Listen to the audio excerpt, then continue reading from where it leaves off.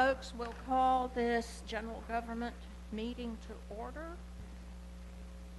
We've got a pretty long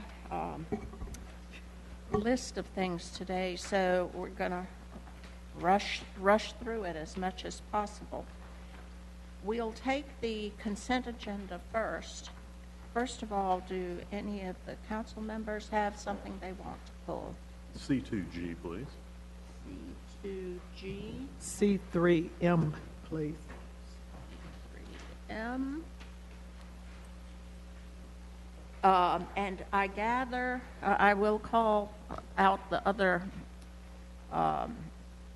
addresses to see if there's anyone here to speak to them. I think there are a couple more. Madam Chairman, you may also want to pull item C7 that was discussed yesterday extensively at Finance Committee. Uh-huh. And was denied. No, that's not the rule. Mm-hmm. Yeah, that's the one that was That- motion to deny. all of it. Yeah, okay, all right. So we'll pull that and, okay, let me ask if anyone is here to speak to C2A has been brought into compliance. That's the Ogburn Avenue. C2B is 1448 Emerald Street. You are, okay, here to speak to that, okay. 2219 Booker Street? No. 112 South Gordon Drive? Oh. 1708 Thurman Street? Madam Chairman, I have some comments on that particular. Okay. 2049 Lincoln Avenue? No one? Okay. Let's see, you wanted the Queen Street one? That's pulled, okay. I believe there's someone here to speak to the 133 Acadia. Yes, okay, all right.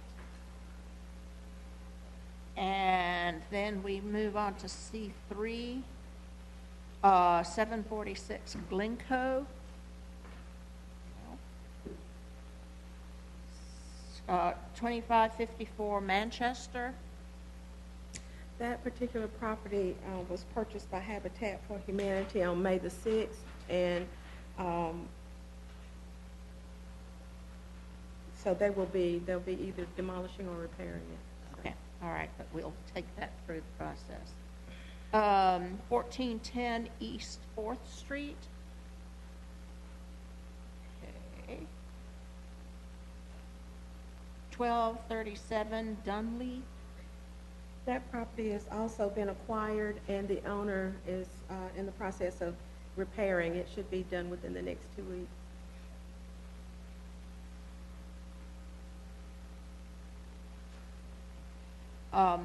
But we'll still take that through the process.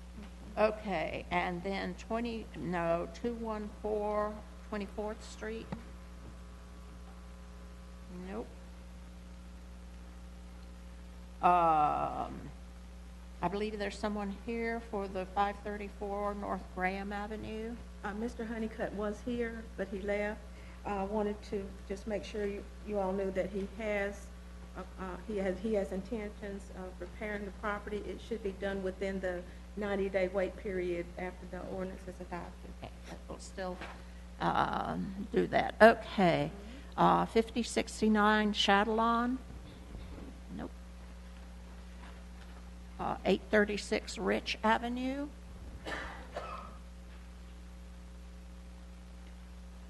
$2530 Willard Road.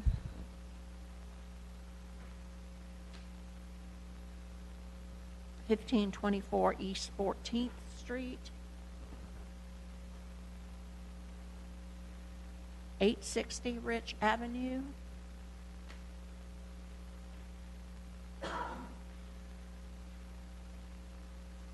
5581 Beck Church Road, accessory building. Okay, all right. So, and then we have the C4 715 East 16th Street. Okay. So, except for C7, C3M, and C2B, G, and H, is that right? Was someone here to speak to? Emerald Street. Yeah, okay, all right, yeah. All righty, except for those that I named, what's the pleasure of the committee on the remainder? Madam Chair, let me check. I think that C2A was brought in compliance, is indication. Yeah. And didn't someone pull C2E, Thurman Street? Yeah. Someone was, okay. All right, so I'll move approval of the consent agenda except for C2, A, B, E, G, H, C3, M, and C7.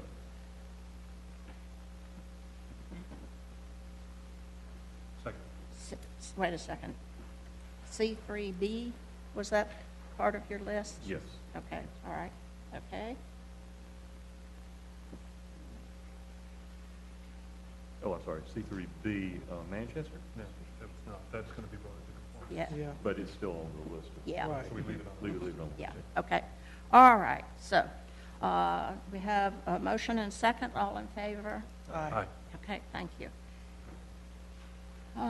Okay. Let's see, we'll ask staff to give us any information about C2B, 1448 Emerald Street.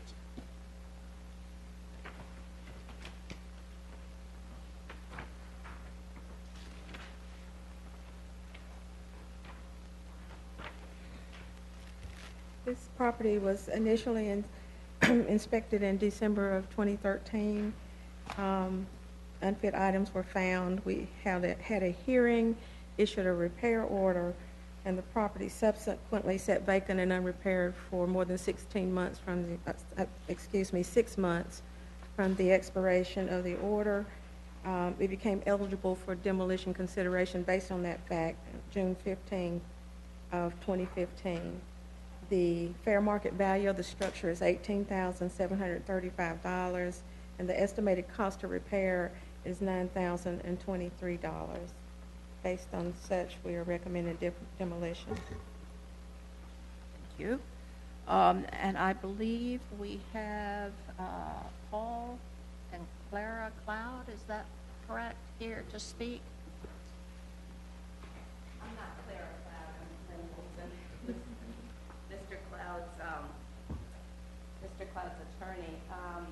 Could you give your name and address, please? Sure, it's Lynn Holton, Holton. At the microphone. Oh. Lynn Holton, Holton, with the Holton Law Firm, and the address is 301 North Main Street, Suite 804. And I am here today. Mr. Cloud asked me to come and just address these code deficiencies and to tell you that he has been working on the house and has had workers on the house. Due to the weather in April and May, they've been working inside rather than outside. Everything on the code deficiencies list, repair the soffit has been finished, the repair the threshold's been finished, the loose floor covering's been removed, the structure's been exterminated, and the holes in the walls and ceilings are finished.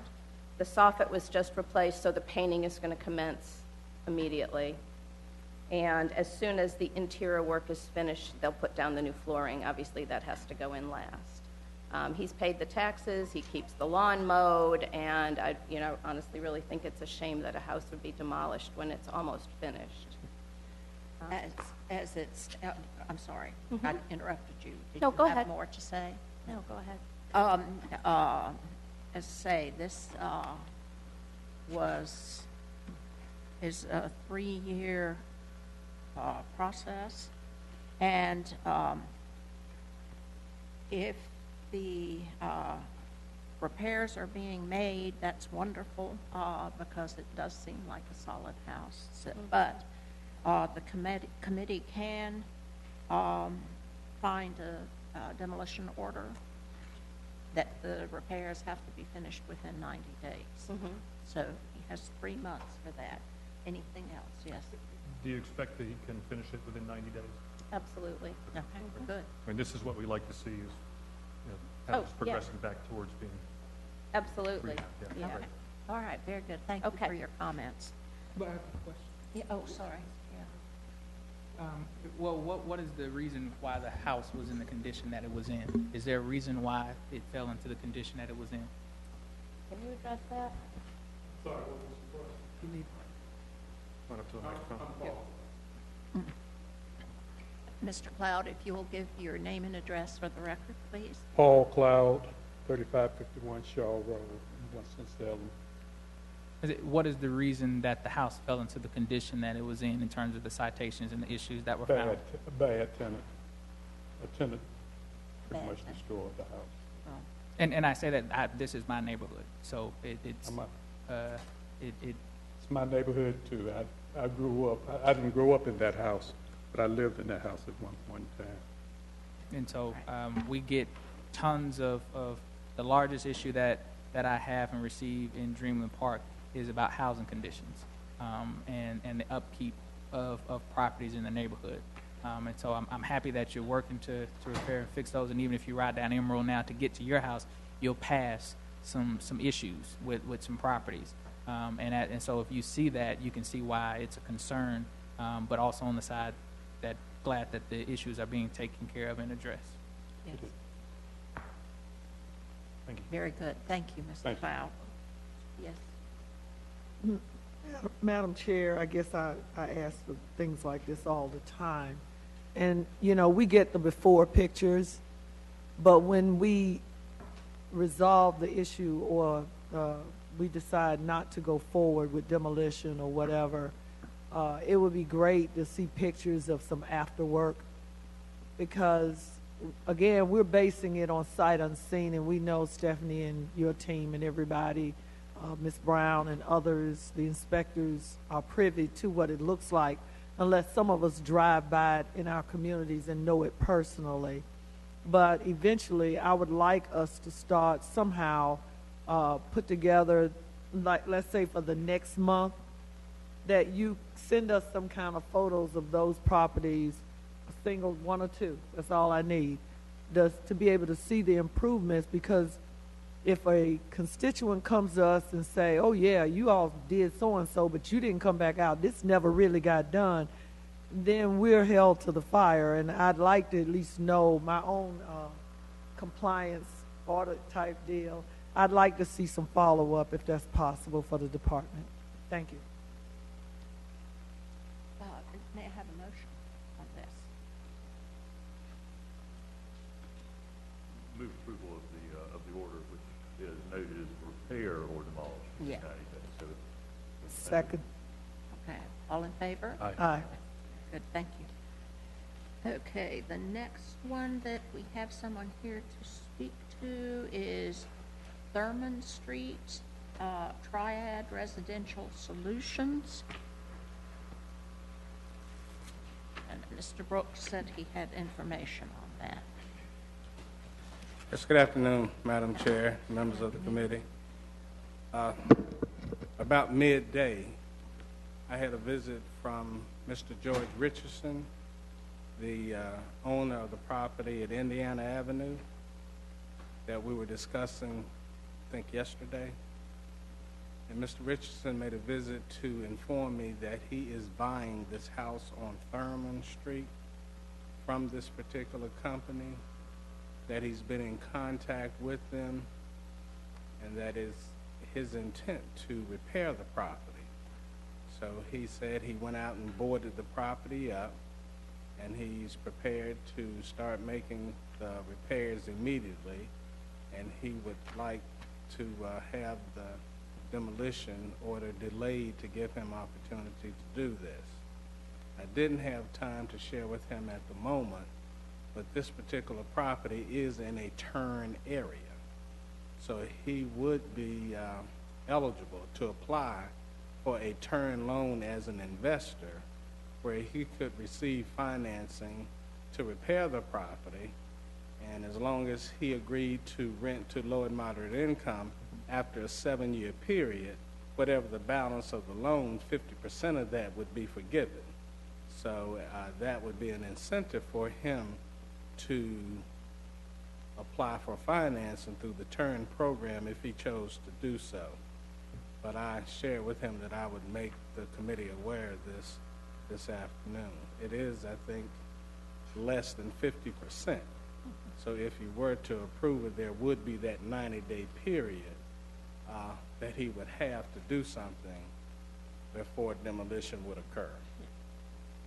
And is he asking for more than the 90 days? We didn't have enough time. I was on a mission and didn't have a lot of time to speak with him.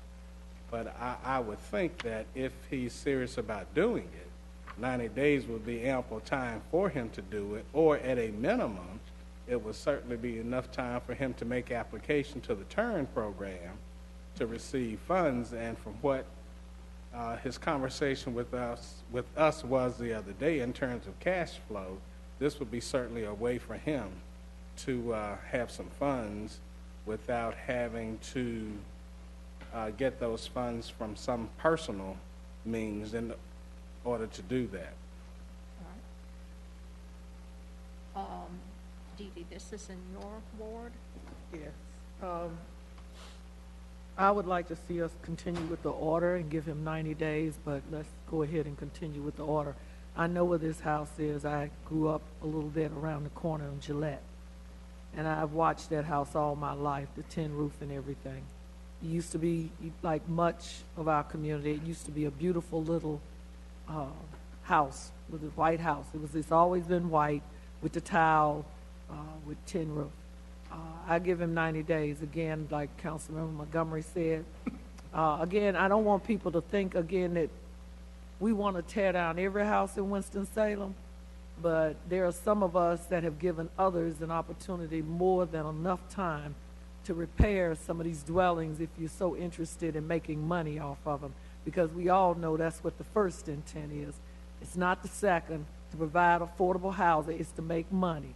So if they just want to continue to have these dwellings in my community, then I'm going to be tearing them down based on the orders and the ordinances of the city of Winston-Salem, and I'll let that go at that. And then if people want to put something there in place of it, we got plenty of programs with the city of Winston-Salem. We'll be happy for you to partner with Habitat or anybody else to put something there. But I will, Madam Chair, I will move that we continue with the order provided by the staff. Councilmember. This house there are several of these little mill houses along there that are really kind of quaint and very historic. And I would love to see them done, but I don't want them to turn into the thing that drags the rest of the neighborhood down. I know there's a fair amount of interest and conversation about some larger projects in that area. So I think 90 days is plenty of time to find out if this gentleman has the resources to do it. And if he doesn't, let's let somebody else take a shot at it. But I don't want to give him more than 90 days to tie this thing up. It's only $5,000, less than $6,000 to do it. You know, if he can demonstrate that he can do that, that's great. But if he can't come up with $6,000, he also has to purchase the property. Correct. Then I think it needs to move on to somebody else. Okay. I have a motion, and is there a second? Second. Okay. All in favor? Aye. Aye. Thank you. Okay, next one is 2066 Queen Street. You were going to speak to that. Yes, ma'am. I'm familiar with the location and the house. It's an heirs property situation, which is a typical. No, I'm just looking at how cute Yeah, no, it is. it's pretty loud. You know, an heirs property situation, which is a typical reason why they fall into repair, even though they're perfectly solid house. I've spoken with Ms. Stimpson and suggested a 6-month. she indicates that this would be a good candidate for consideration of the NREM process. I'd also like to advise our historic property staff of that, and in case they're not aware, that the reason it's been allowed to have problems develop is almost certainly the heirs property situation, but perhaps they can work on looking for a buyer. Yeah, as that well. would be great. But with that, by way of explanation, I'd move the order with 6 months instead of 3 months. Second, I've got a comment. Okay. So help me explain to me, Stephanie, about the NREM program. Are we in contact with the heirs on this property? Is there a conversation that's been had? We have not been contacted by heirs of the So property. if we decide to do NREM on this house, how do we gain access to it? And how is that procedurally carried out? We would probably have to get some type of abatement order to get entry into the house if we're not able to make contact with the property owner to get inside. And once the ordinance would be adopted, then we would have to go through that process of getting an order of abatement in order to get inside to do an assessment. This is one that particularly, and we've seen several of them today, but it just continues to frustrate me that it's really quality housing stock, and because of our lack of tools of being able to acquire it, it could be demolished, and it really will, we're losing the fabric, and we're also losing affordable housing. So I know it's not within your power to change that legislation. But, again, I continue to be frustrated, and I'd love to find a solution to work around it. Yeah, and if for any reason the contact in the interim process look like they're not working, I'd like to have staff let me know so I can see what help I might be able to provide to run down alternatives. Very good. Thank you. Just one quick point. The 90-day time period is actually set in the code and is by enabling legislation. So do you want to delay the effective date then by 3 months, which would give you essentially 6 months? Yes, please. Okay. You've made that motion, and second. All in favor? Aye. Okay, that's 6 months.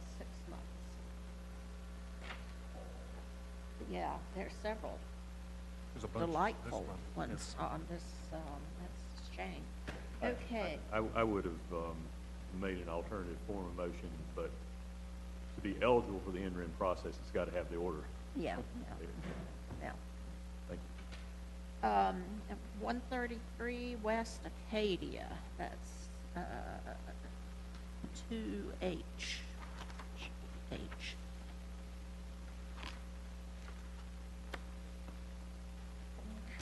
And this is Miss York, is that correct? We'll let Miss Stimson give her report, and then we'll ask you. This property was inspected in September of 2015, and unfit violations were found. We issued a complaint notice of hearing and an order on the property. It sat vacant and unrepaired for more than 6 months and became eligible for demolition consideration in May of 2015. The fair market value of the structure is $42,056, and the estimated cost of repair is $5,087. Thank you. Thank you. And this is Miss York. Yes, Sherry York, 139 West Acadia Avenue.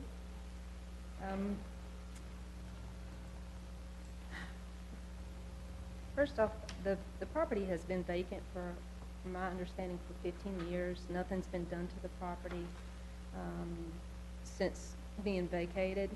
I am a real estate broker, also a general contractor. The property looks awesome from the front. I wish there was some way to keep the front and demo the back. But being a general contractor, I've seen the structural issues, and in my opinion, it's actually more than $50,000 worth of issues there. You've got from middle all the way to the back, the roof has collapsed. It's collapsed down through the floor. The floor's collapsed down into the basement. The basement's full of water.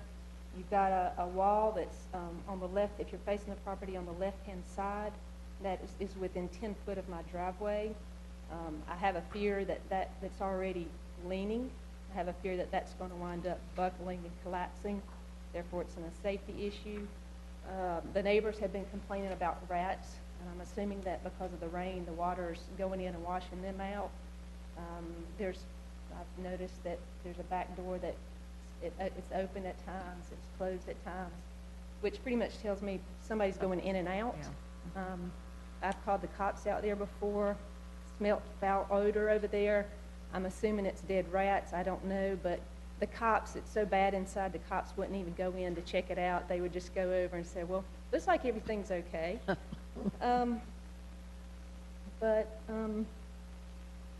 When I checked several months ago, the taxes hadn't been paid in a while.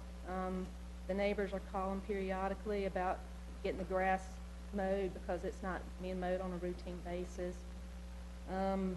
Again, it's beautiful from the front, but if you'll just walk to the side, you'll see the wall. You can see where it's collapsed in, and if you peek in the back door, you can see all the other issues. Thank you. Thank you very much.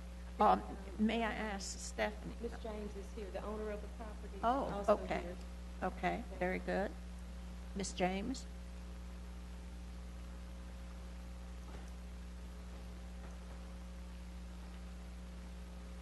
If you'll give your name and address, please. Queen James. Well, I'm staying with my daughter right now at 2961 Woodwork Drive. I had both my knees replaced, so I've been staying with her. Yes, ma'am. You've owned this house for how long? I bought it back in the 60s, I believe it was. But you haven't lived there for quite some time? Been there, I think I've been out about 5 years. Okay. Do you have any plans for the repair of this property? I'm in the process of fixing to sell it because I don't have the money to get it fixed. The lady said she gonna put me on the list to get a loan, but I haven't heard anything from her. What sort of loan would that Sounds like she may be referring was to Deidre. housing rehab loan. Deidre Pender. She said she was gonna put me on the list to get it fixed up, but I haven't heard anything, so I said I'd go ahead on and try to get rid of it. Well, there again, because the neighbors are obviously having problems with the vermin and everything, and that it may actually be a physical threat with walls about to fall in, certainly it would be wonderful if it could be saved and sold to someone who had the resources to fix it up. But I think the committee is going to want to put it under a demolition order, so it's either demolished or repaired. And I'll leave it up to the committee about the time frame of that. The 90 days? I think the 90 days would allow the owner to either pursue a sale or to undertake significant restoration efforts. I'm a little curious, I want to ask Stephanie about this. Why? I mean, we're shown a repair cost of $5,000, and that doesn't seem to match up with what we're being told. But the 5,000 is based on the violations that were actually cited, not the cost to do an entire renovation, but the violations that were cited. right, but if the roof is collapsed, then we know we're going to be well above $5,000. On this particular case, it was originally opened in 2012. Okay. But because of the processing or non-service issues, we've had to start it over a number of times. And from 2015, when we bought the case to council, we were able to get good service. So when it was initially cited in 2012, it was not in the state of disrepair that it is now. It just keep going downhill. So I guess the bad news is that this house could be torn down. I guess the good news is that it's in an area that is thriving, and I know that there are people looking for projects to do. Whether it makes sense from a financial standpoint or not, I don't know. I could connect you with about 30 or 40 different realtors who could help you out if you decided to go that way, and I would suggest that you do look into that. I've been trying to get some help, but the city didn't want to help, cause I owed too much on the house or something, and then somebody else tried. I said I would, as long as I can pay a little bit at a time, I would fix it up, but I just haven't get to no loan. But it sounds like it's beyond most people's resources to fix up, so I can understand the problem you're faced with. But hopefully it will get into the hands of someone who can fix it. Yes? Chairman Light, this area may also be in one of the turn areas in your ward. Don't know if, where did Mr. Brooks go? He's right there. But what we can do is possibly look at it within the next 90 days as well to see if it does qualify for the turn program. But she may have just a drop in the bucket. Yeah, but she may have just added something at the last bit that there's too much debt on the property. So even under the turn program, I believe it's going to have to qualify and be equity in the property. So we can look into that, see if that is a possibility. I don't know. Yes. And that's the question I was going to ask. So do you have a loan still on this property? A what? Do you have a mortgage still on this property? And I just, in terms of, in a demolition, in terms of demolishing the property, an existing loan on the property, that's...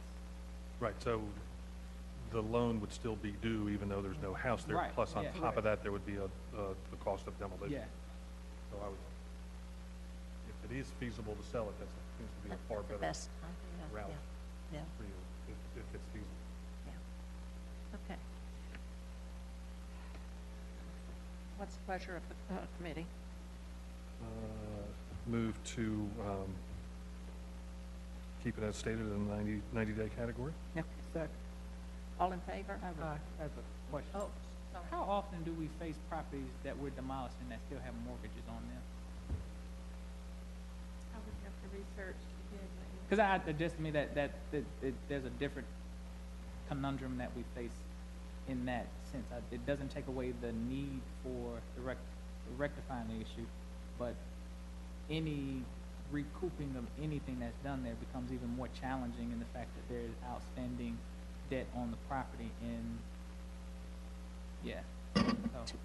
It seems to me, sorry, I was just going to say, it seems to me that the best thing for Miss James would be able to sell the house for what she owes on it. Does that make sense? yeah, I get that. Yeah. Yes, ma'am. Just for the record, excuse me, City Attorney, as I've stated years before, the house beside me burned pretty bad due to a furnace.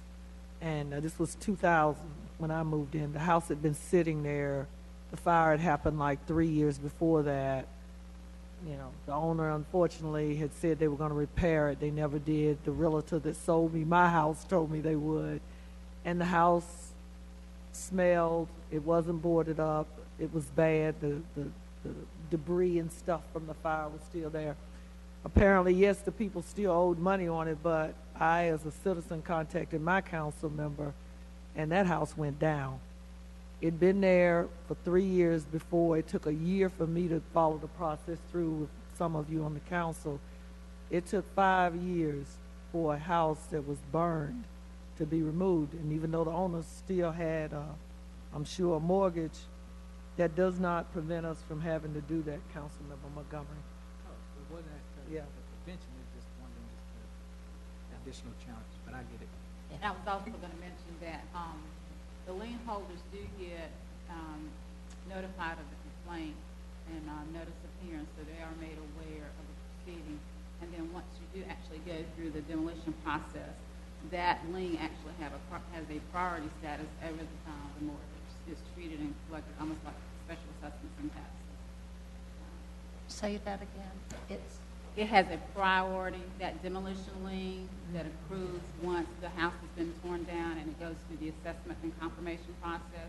It has a priority over mortgages. Mortgage, gotcha. Okay. Thank you, ma'am. Okay. So do we have a motion? Okay, a second? Okay, all right, all in favor? Aye. Okay, Ms. James, that's a 90-day demolition order. And certainly, I mean, it sounds like you've got a neighbor who understands about properties and everything. Perhaps she could help you try to find a buyer for that. Okay? Or a realtor. Oh, yeah, yeah, okay. All righty, thank you very much. Where are we? C3, C3B. Yeah, That one's, 2554 Manchester Street.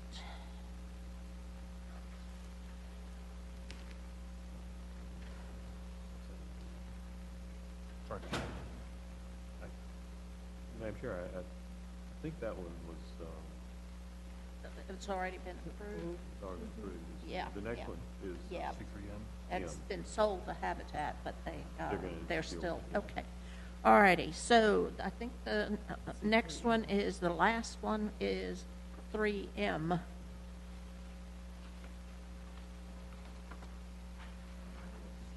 goodness, M, there we go. Oh, gee, yes, Madam ma'am. Chair, I'd like for this property, I already know where it is, I, passed that one too. But it was noted to be of some historical value to the Cherry Street area. I'd like to call Ms. McCullough up, please, because she does take the time to let us know, she and her department, as to what our historical properties are as they come to general government. Yeah, there was a lot of them this time too. I think Yeah. you all noticed, unfortunately. So hopefully we can figure some things out. This property is 611 Cherry Street, and you guys are probably very familiar with Cherry Street because the city's had a lot of involvement on there, and this is the area that Habitat has gone in to put some new things on. And we've dealt a lot with the State Historic Preservation Office in this house, so it's unfortunate that it's landed here. I'm not sure how much interaction has been done with the owner and what the situation is, but this is one of those houses in this neighborhood that Cherry Street, just real brief, has the historic Wastair apartment plan, and then a lot of bungalows and things like that that were homes for our teachers from Kimberly Park and things like that. So it's a bungalow. I'd love to hear if Stephanie has a report on how much they talked to the owner. Would Habitat be interested because they've done some repairs? Jeff, Councilperson McIntosh, sorry. You've actually done some repairs, and there's been some other active citizens that have done repairs, Mr. Anderson and some of the Y plans. So hopefully there'd be some interest in saving this like we've done some other properties in there. But I'd like to hear from Stephanie, and also Ms. McCullough, the house earlier, we've already done whatever we're going to do with that one, the one on Thurman. I'd like for you and your staff to check into those little houses. It's about 4 or 5 of them. Right. They all got the tin roofs. They all got the tile that used to go on the outside structure. If you could check on those and let me know too what you can find out, because I don't mind the owners fixing up the houses if they're, but if it has some historical value to those even, I'd like for us or you to have a conversation with them to help them understand, not to change too much of the character. As Councilmember McIntosh said earlier, there's an area plan that's being discussed about that whole area as well, and Ms. Simmons can tell us what she knows. right, great, thank you. Thanks, Michelle. Thank you. The last contact that we had with the property owner was back in February of 2015, when they informed us that they're trying to sell the property. They're trying to sell the property. They have no plans to repair it, and we have not heard from them since that time at all. Okay. That's, may I take the privilege of making a statement? There are cities around who have historic preservation groups, and I see some from our city. But what we are lacking is some sort of mechanism to be able to save houses like this, buy them, the historic preservation group buying them, stabilizing them, and finding a seller for them. I would urge Preserve Historic Forsyth to try to think of some sort of revolving loan situation to accomplish these things. So, And I think there's been conversation, staff level, about some concepts there. I think it's, for whatever reason, has cooled off. I think it's time to pick those back up and try to really turn them into policy that we can, again, so we can save our architectural heritage, so we can increase the quantity and quality of our affordable housing. yes, very true. Okay. I just advise a caution that I believe we need to save as many properties as possible, but understand that oftentimes when properties get to the place that to the point in which they are here, that intervention needs to happen much earlier in the process, because by this time the neighborhoods and individuals in the community have been faced with these properties for so long. And so if you add additional time to that through whatever process we add or others work on, that's more time that neighbors and community are going to have to deal with what is a problem and has caused issue. And so if we work on something that is intervention on historic properties, my thought would be to make sure that that happens on the front end and earlier in the process to help tie these properties to somebody, and not after it's gotten to the place where it's up for demolition, which is a much longer time frame. And then by adding potential purchase and other stuff, continues to extend the time that neighborhoods have to continue to deal with it in those conditions. And I think it's a slippery slope we have to deal with. Right. But I think at the end, if you are able to save them, the community benefits. But I think we have to take that into consideration. Yeah. Is there a way, Mr. Brooks or Stephanie, that that you all are could be made aware of a house being historically significant earlier in the game when they're first sighted? Either one of you is welcome to answer that. Michelle, do you want to come? Richard's been very good about working with us, and what we can do is provide an updated map for him of the National Register districts we have in the community, so we can get that to him. That does inform them, which houses are there, and they do work with us when we do the loans and everything. We do have a say in, and we work together on how those rehabs are done. The demolition's a little bit more tenuous, because I think, like Councilperson Montgomery, you just said that once they've gotten in this condition and somebody's complaining, it's hard. So, but we can work together a little more, and I can make sure they have up-to-date maps and things like that, and I'm not sure where that falls, how early that can fall into their cycles. So I'm thinking perhaps going forward, at the point the properties become eligible for the 6-month vacancy consideration, maybe at that point we could make contact. Yeah, give a heads up instead of waiting until we start preparing them to come to City Council, and that will be a little earlier in the game, and that may help some. Okay. All right. Very good. Yes. Just a little more soapbox here, but I think we've learned a lot over the last 10 years or so about looking after neighborhoods and not just individual houses. And the TURN program is targeted at specific areas, not specific houses. And I think that makes it easier to identify problem properties before they become, to the stage where you have to tear them down. I know the 2 houses that I did on North Cherry Street were done in conjunction with Habitat, and that was, again, it was basically an area plan for an old neighborhood. So I think that is our way of thinking has come around to more looking at areas and neighborhoods than houses, and I think that's the way to go. I think that's much more effective. Madam Chair, Yes. I move that we proceed with the 90-day order. Okay. Second. All in favor? Aye. Okay. Very good. All right. Have we covered everything on consent agenda? C7. Oh, really? Yes, we do have one more. Okay. C7, who asked for this? It was on the Finance Committee agenda yesterday. Oh, that's right. That's the Finance Committee refuse, pardon? Okay, all right. Let's see, Carolyn?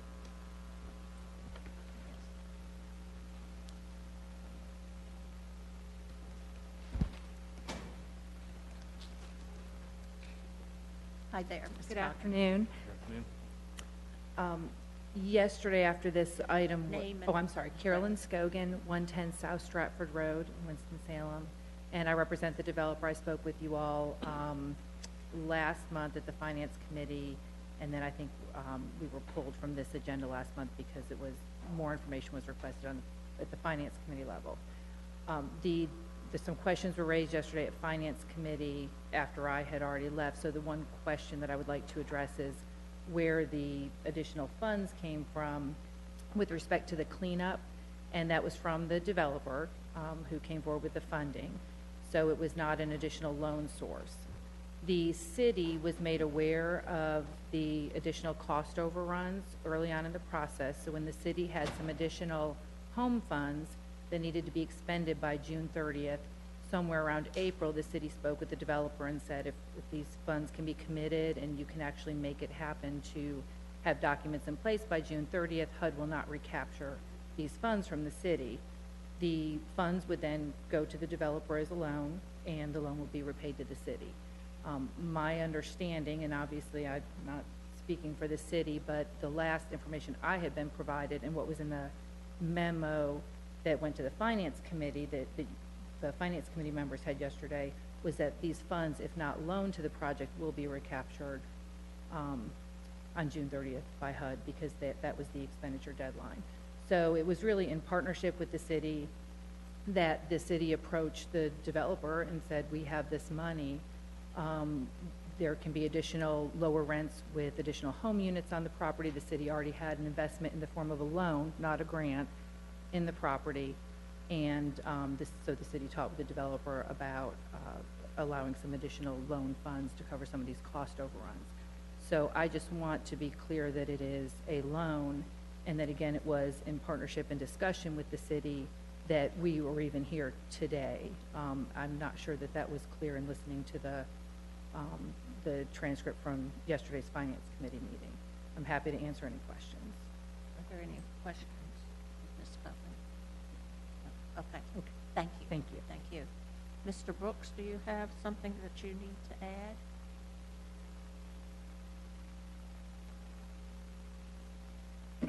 Yes. What I would share with you is I'm not certain that I'm in agreement with who contacted who first. From all of my research today, it appears that we were contacted, and I confirmed with staff and was not told otherwise, that we were contacted about the cost overruns, and a request was made for assistance. Don't know that that really is a matter of contention. As I pointed out yesterday, one of the reasons we brought this forward was because there was a possibility of losing the home funds if they were not encumbered by the end of that period. So we saw this as an opportunity to have the funds expended without having to be recaptured. In fact, the total cost overruns, as I recall, was somewhere in the neighborhood of about $800,000. And out of that $800,000, we thought and felt comfortable with making the request for the $236,000, and had in fact had some other projects that we had anticipated being able to spend some of the other funds for. So that was the reason why, again, the request was brought forward. Yes, there are funds that, if not encumbered, will be recaptured. Part of that comes from the money that we switched out for the children's home, if you can recall. We had to change home funds for housing finance funds for approximately $300,000. So then that created the excess funds in the home funds. And we have been looking for projects to switch home funds with CD funds in order not to have as much funds recaptured as possible. This is not something that happens very often, and it generally happens as a result of some type of loan repayment that you get that could come in any period of time unexpectedly, and you have all of a sudden this huge sum of cash on hand that just wasn't anticipated, and you don't have shovel-ready projects to expend that money on. So again, yes, it would help with the city not having those funds recaptured if this money was committed. But again, it's my understanding the request came from the developer. Thank you. Yes. What's the term of the loan?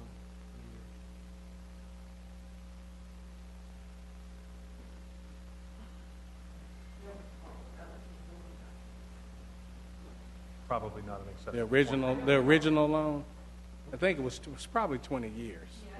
Yeah, it was probably 20 years. So over the course of 20 years, $264,000 will come back to the city of Winston-Salem that we will then use for other home Yes. projects. Yes. And that was our thought. As opposed to sending the money back, you would at least loan the money out. At some point, it would be coming back in the form of payments, but it would be over a period We'll of have time. 264 plus some nominal interest rate. Couple points. Mm-hmm. Yes. Yes, Madam Chair, my concern is not that. And I think everybody here knows what my concern is. I don't like setting precedents. I learned that a long time ago in my manufacturing career, being a part of a union as a Teamster and then being non-union. I don't think that I think if we do this, again, I do believe perception is, and it would mean that to everyone else that had the same issue.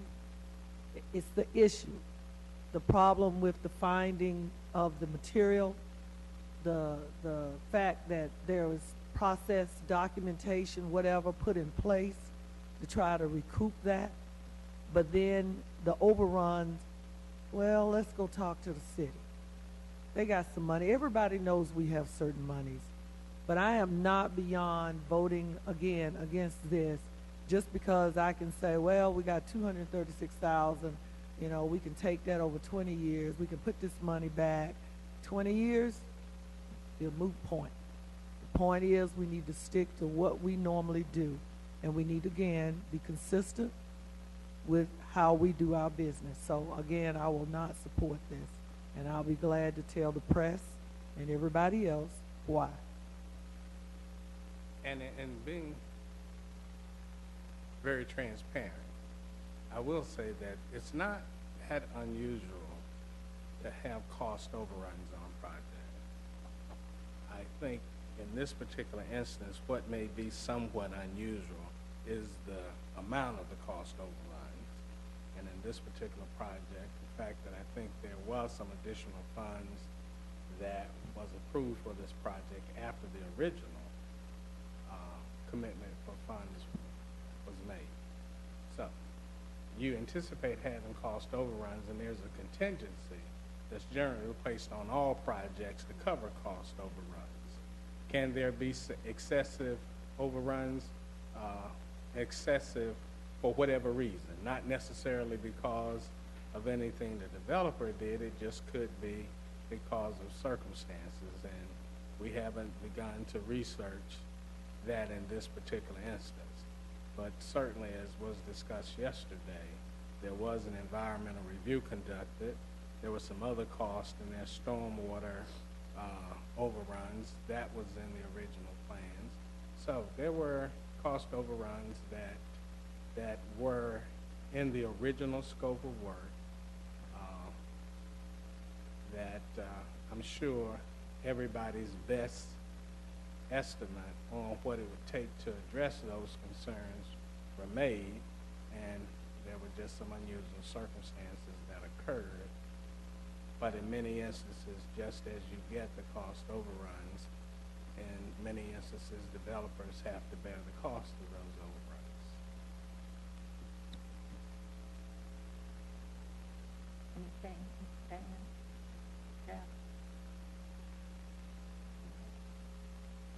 May I have a motion on this? I move, Madam Chair, that we do not support the resolution authorizing additional funds for item C7 on the agenda book.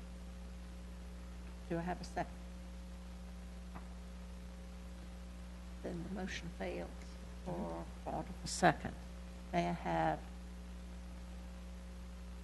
another motion? Motion to approve C7?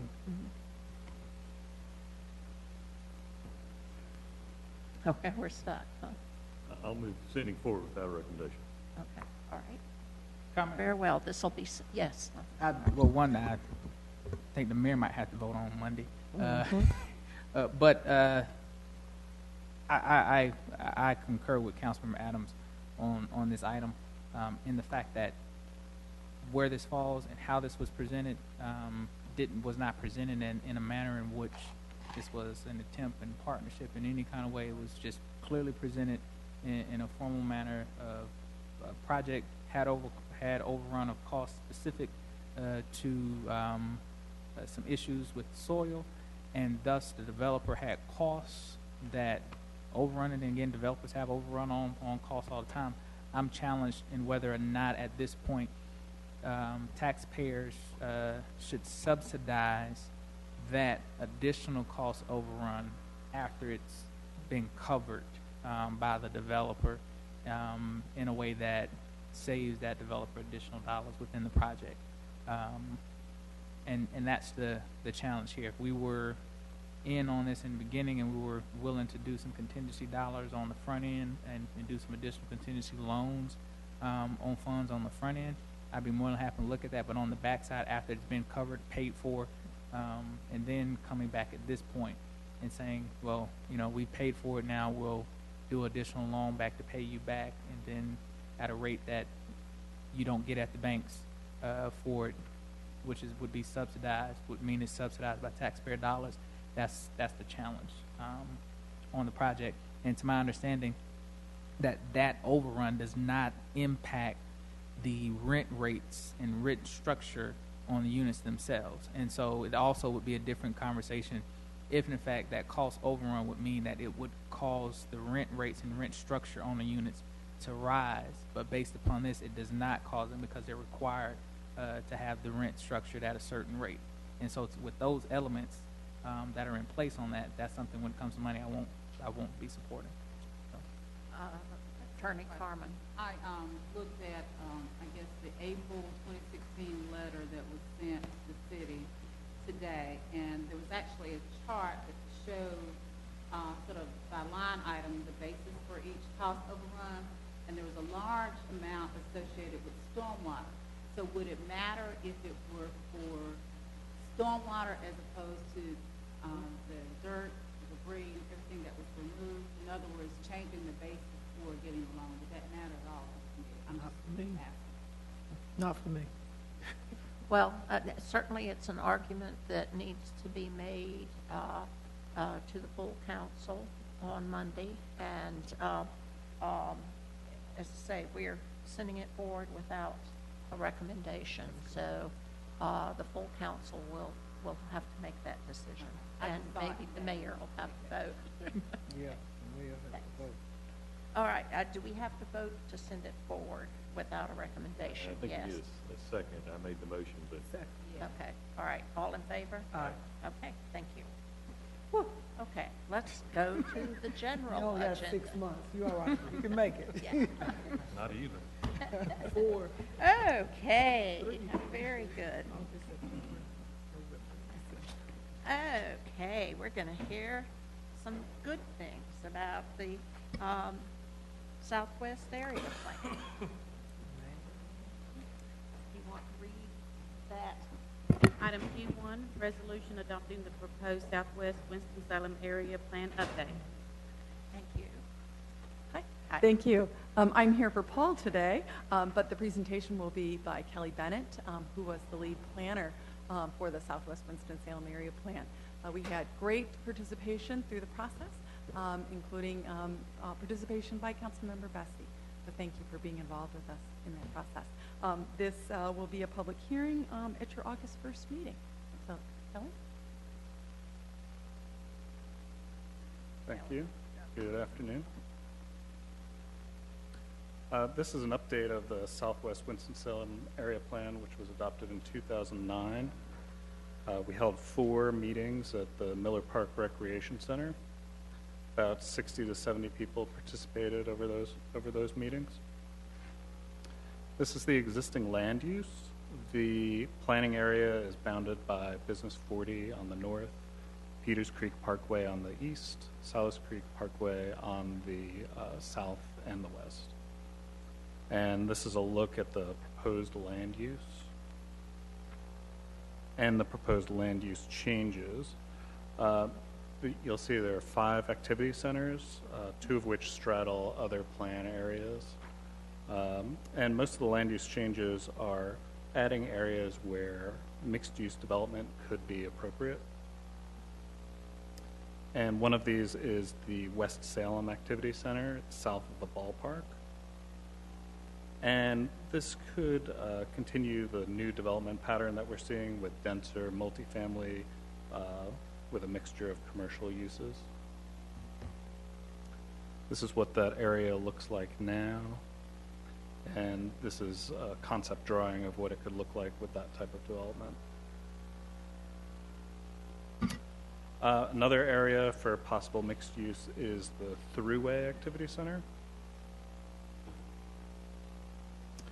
And this site's topography could really allow new buildings and parking decks to be built into the slope along Stratford Road. Here's a look at that topography. You can see on the left side, the hill.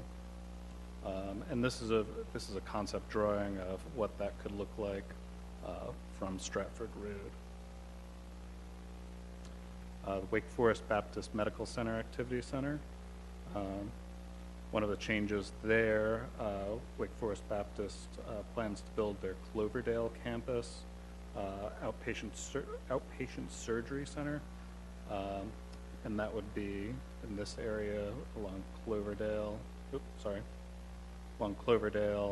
Miller Street, Medical Center Boulevard. And the plan recommends to protect this neighborhood to the south to have similar recommendations as the older plan and have more intense uses along Cloverdale Avenue and build parking decks into the slope along the back of the property. The site that generated the most discussion was what's known as the Goat Farm on Ebert Street and Silas Creek Parkway. Yeah. And the recommendation that came out of that was for moderate density multifamily would be the best use of that site. And the area that's seen the most change since the 2009 plan was adopted is the Hanestown area. You can see an older aerial view, and then the removal of the Haynes manufacturing plant. And then this is what that area looks like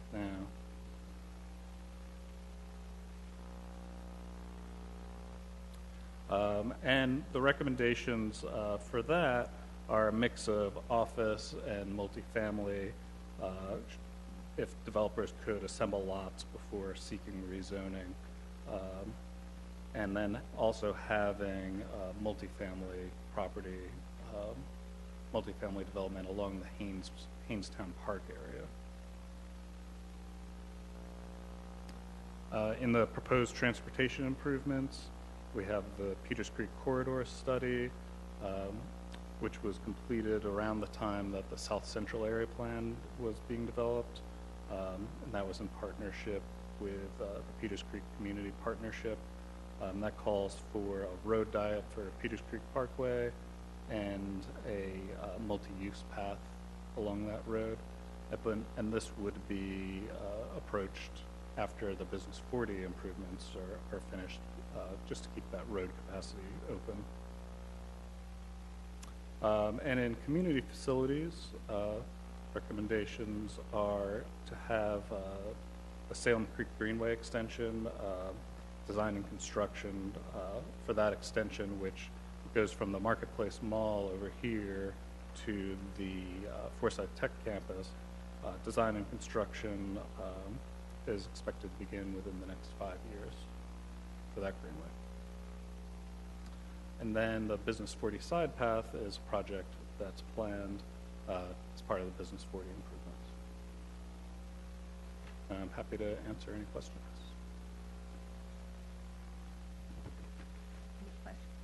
Just one quick one. The goat farm. Yes. What is that currently zoned? It is zoned RS9. Yes. RS9. So they would have to increase the intensity of use, they'll have to go to the zone. Yes, and that received as much discussion as anything because the owners want to do it as a retail site. And the neighbors don't want to see that developed as retail. Because it's, a lot of us would love to have the goats come back, but it's an expensive goat site. It's an expensive goat site, and the owners are not interested in continuing the farm. It's basically, it's an informal green space right now. If there are, Is this an action item or just? Yeah, I'll move approval. Second.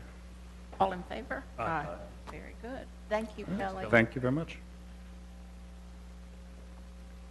G2. Item G2, resolution approving the draft master plan for Happy Hill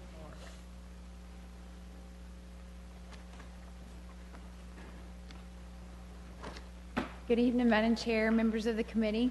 I'm going to present the Happy Hill Park Master Plan to you today, and this is an item for the council to take action on at the June 20th meeting. So, just to walk you through the master planning process, the park is 23.7 acres, and it's located at 1201 Alder Street.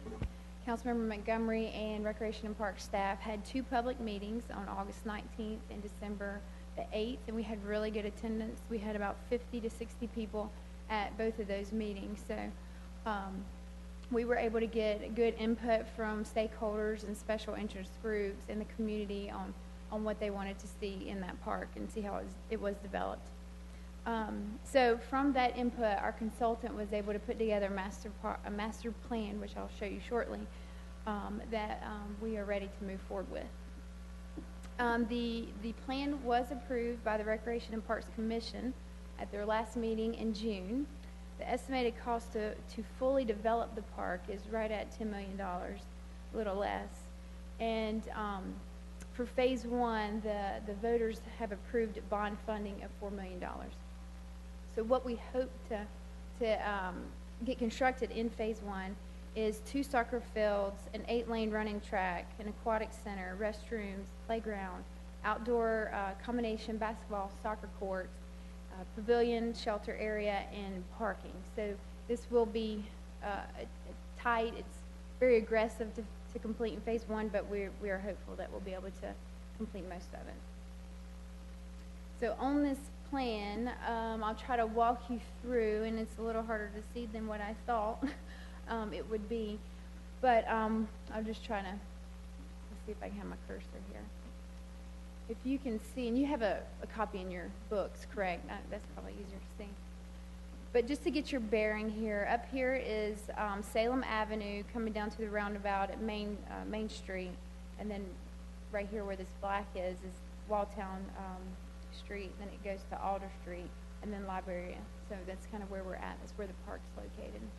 The Sims Recreation Center is right here across from the park. What we plan to do is have this parking area that's going to be like a pavilion overlook site. It's going to have restrooms and shelter. And it will overlook the soccer field, which will be enclosed by an 8-lane running track. We only have one other track in our park system, and that's at Haynes Park. So this will be a nice amenity, additional track in the city. But the way it's set up is you've got the pavilion and shelter restrooms up at a higher level. You step down to the first soccer field, and then you'll step down to a lower level to that bottom soccer field that's near Salem Creek. There will be seating kind of benched into the hillside to the right of that first soccer field.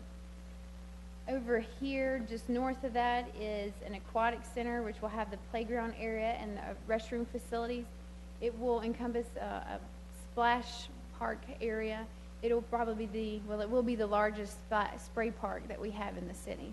So it'll be bigger than the other ones that we're currently building. Then there is a not tennis court, a basketball/soccer area. What we got from input from the citizens in the area was that they wanted kind of an enclosed soccer court. And believe it or not, there is a structure where you can have a combination soccer goal with a basketball goal on top of that. So we will have that area will be able to have basketball and soccer in that area. Wait a minute, that's, okay, that's just above the... Yeah, that's right there if you can see where my cursor's at. And then we'll have a parking area just north of that, not in phase 1, but hopefully in phase 2, and it'll have access to the greenway. We also will have, there's been a lot of interest. There's 2 shotgun houses that we currently have, and they're located on Humphrey Street. And we've had a lot of interest from groups that want to kind of rehab those houses and make use of them.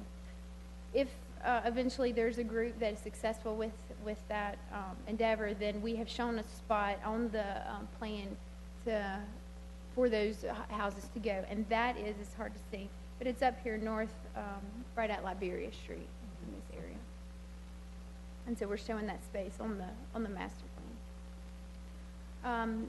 Just south of the soccer fields, this area right here where my cursor at, it's kind of a marshy area. It's very wet, and what we thought we could do there is have a bog garden and boardwalk. There's an amphitheater here, so this will preserve the natural area in the park, and also be used for educational purpose, or can be used for educational purposes. There is a spring head here that has some historic value that we want to try to encompass when we're developing the park as well, and that is right there. Also, I'm sorry. No. Okay. Also, we had at one of our meetings, we had a large turnout from the skateboard community, and there was interest in having another skate park facility in the city.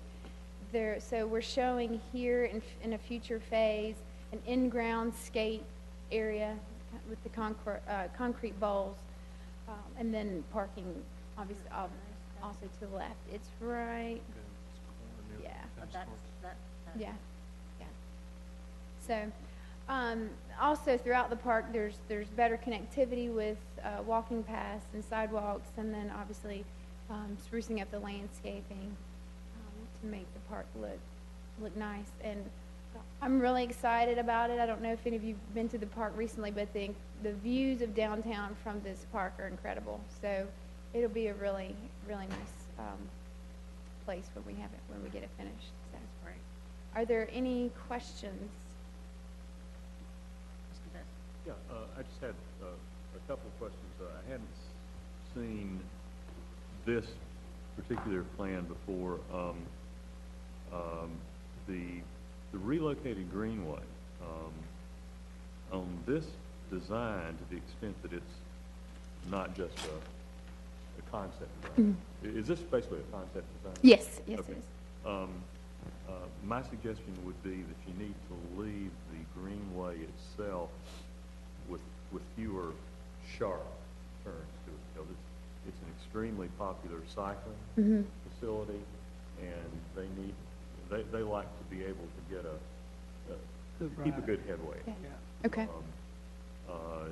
Less critical for us runners, but in the interest of sort of amity between the communities, I would speak to the cyclists and say, give them a straighter shot. Okay. And second, this is an idea I've raised a times in different forms. Maybe this is finally the one to get it to stick. the old Walltown Bridge that we say there, that could be a historical interpretive piece. And my idea is to put on each corner of the bridge an old sort of photograph or sketch drawing with how it looked in a different era, looking in that direction. And how, I mean, that crossing over Salem Creek has been there much longer than that bridge. Yep. With representations of what the bridge looked like in that era, and sort of integrate the physical facility, which has a history of its own, into the view and into the historical interpretation. If I can get that put in sometime, I'd be happy. Okay. Okay. Did you have something? Go ahead. Yeah, just quickly, it looks like the existing path to the, I guess would be northwest, still exists. That ties into, doesn't that still? Yeah, there's still a little pedestrian bridge there. No, Yes. but you were talking about not getting rid of that straight, that's the the existing runner's path. The existing path is on the south side. The existing cycling that's the old one. The new one is on the south side of Salem Creek. It's on the northwest side of this property, but it's northwest, along the northwest side of the property, but Wait a it's minute. on the south side of Salem Someone Creek. needs to point. Can you point what they're Are talking you about? talking about up here? Yeah, the grayed out, I guess You is where might, the, if you want to come up here and.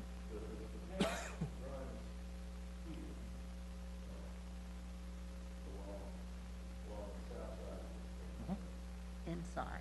Okay. Yeah. Park.